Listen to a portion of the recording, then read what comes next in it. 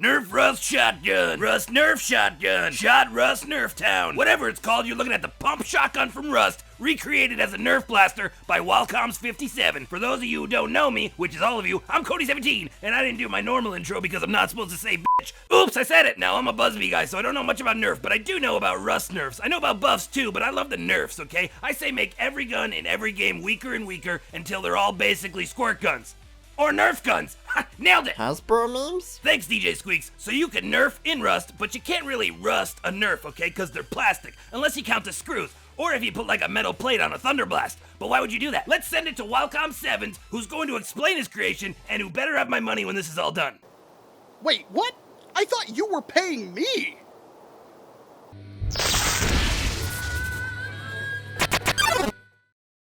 Watch a handful of videos on my channel and you would come to a couple of conclusions. One, I really like Nerf. It's a fun hobby, man. I mean, take your time and build custom blasters out of children's toys.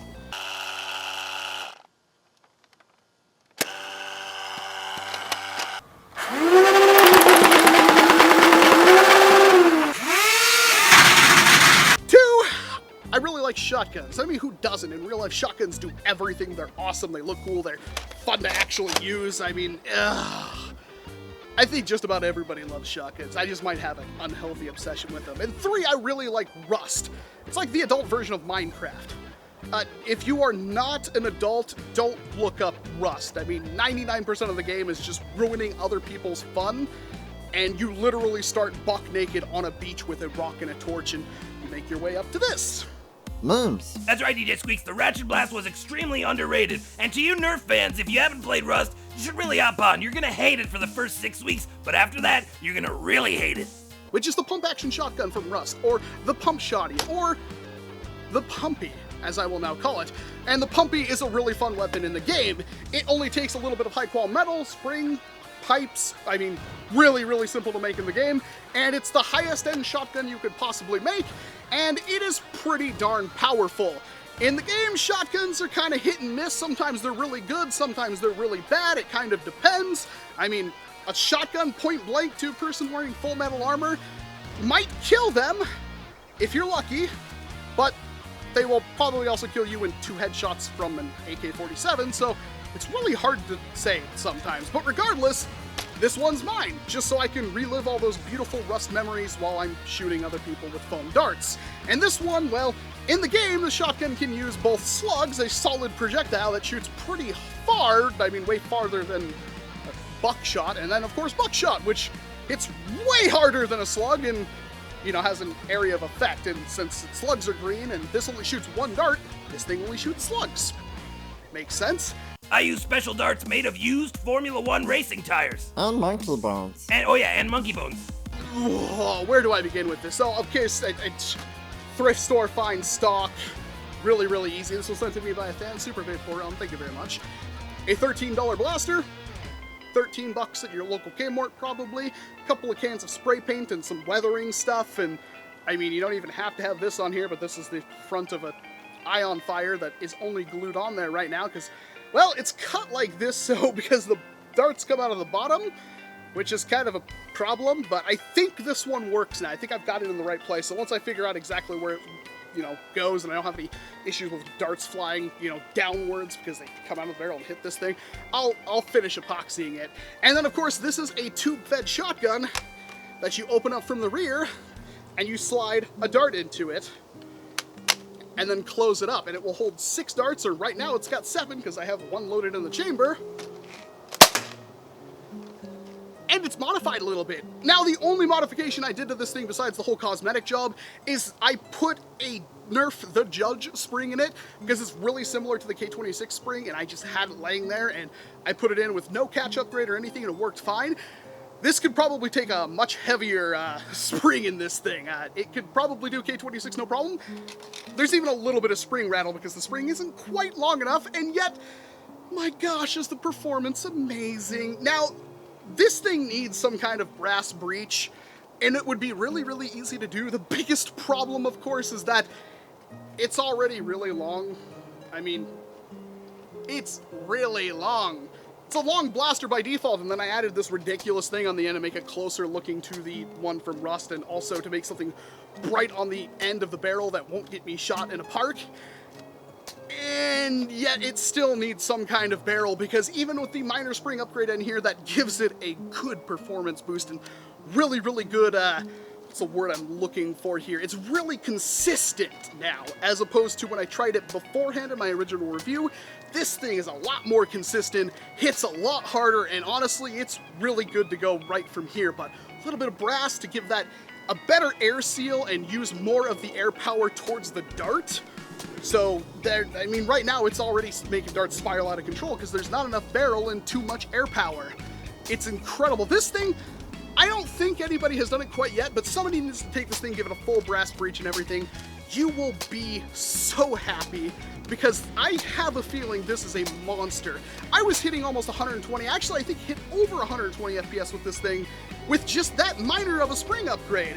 Somebody puts a full brass breach, even if I threw a brass barrel on this one, I'd probably be hitting 130, 135, no problem. And that's like double what a stock Nerf blaster will do. And I mean, this thing will already leave welts. It is not a slouch.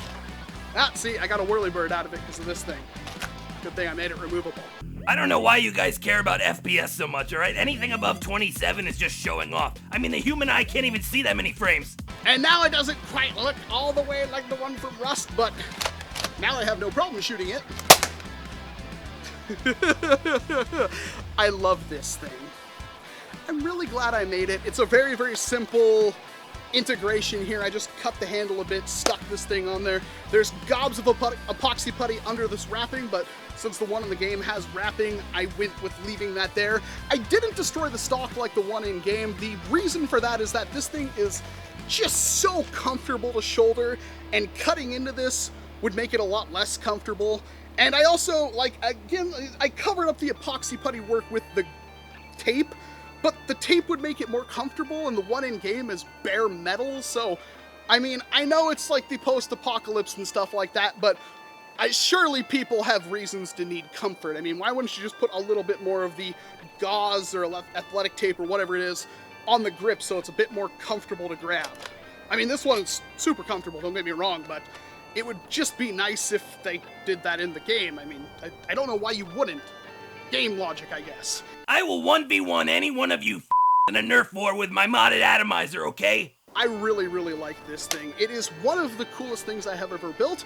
It has fired hundreds of darts so far, at least 250 through this modified blaster, and I haven't had any problems whatsoever. None of the parts have broken. There's a little bit of wear on a little tiny plate that sits in here, but that's only to activate one of the many, many locks inside of this blaster that you could probably get rid of. I just didn't feel like messing with any of that thing. It just has a lot of stuff in it. It actually has a spring-loaded follower that drops the dart down into the barrel.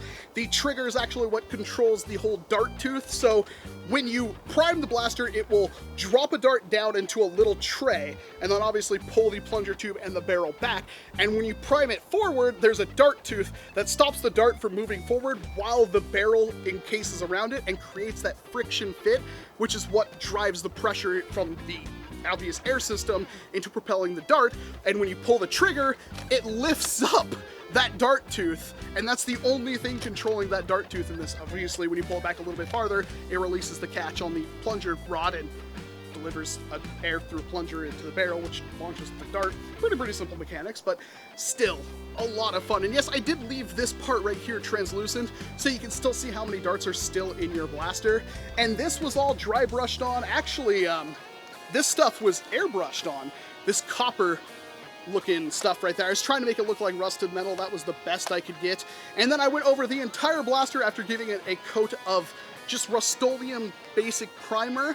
I went over that with a duplicolor vinyl dye that was gray, and then I just went all over that with, it was Rub and Buff. There we go, Rub and Buff silver, and of course a little bit of my Tamiya stuff that I use for doing models and stuff like that. I just went all over it with sand, rust, dirt, stuff like that to make it look a little more rustic.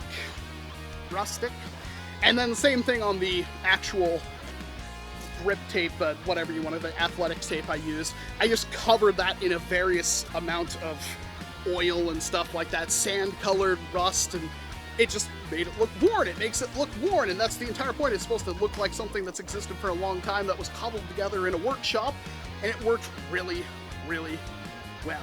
This is a fun blaster. I highly recommend at least try putting a stock on your monorail, because this is a really, really easy. There's nothing back here.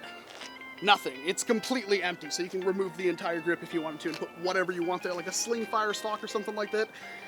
It's so much fun. I do recommend it, especially with how cheap this thing is, how easy it is to modify. As long as you can nail how the internals work, which is pretty simple once you look at it, then it's a lot of fun to modify, and I do highly, highly recommend it. And I really hope that somebody out there soon gives this thing a whole brass breech and makes it shoot like an absolute monster, because I think we have something here that is incredible, and not enough people are playing with it. Thanks for inviting us, Walton, and thank you for watching this video, bros, okay? Hope to see you in an entirely different one. That's his line, but I stole it, okay? It's Nerf or nothing, bitch! Sorry, I wanted to say that too. I've always wanted to say that, okay. Well, that was my line. How am I gonna end this video? Oh, make sure you check out PItch Dank's channel, where DJ Squeaks and CODY17 come from, because it is hilarious. They do a lot of video game stuff. Mostly, my favorite stuff is, of course, their Rust, like trap bass and stuff like that, which is CODY17's gig, and it's pretty funny in my opinion. And thank you so much, PItch Dank, for helping me out with this video. I really, really freaking appreciate it. And hopefully I get a chance to play Rust or PUBG with you sometime. I suck, but it might be fun. You never know. I guess I'll just walk away now, since yeah.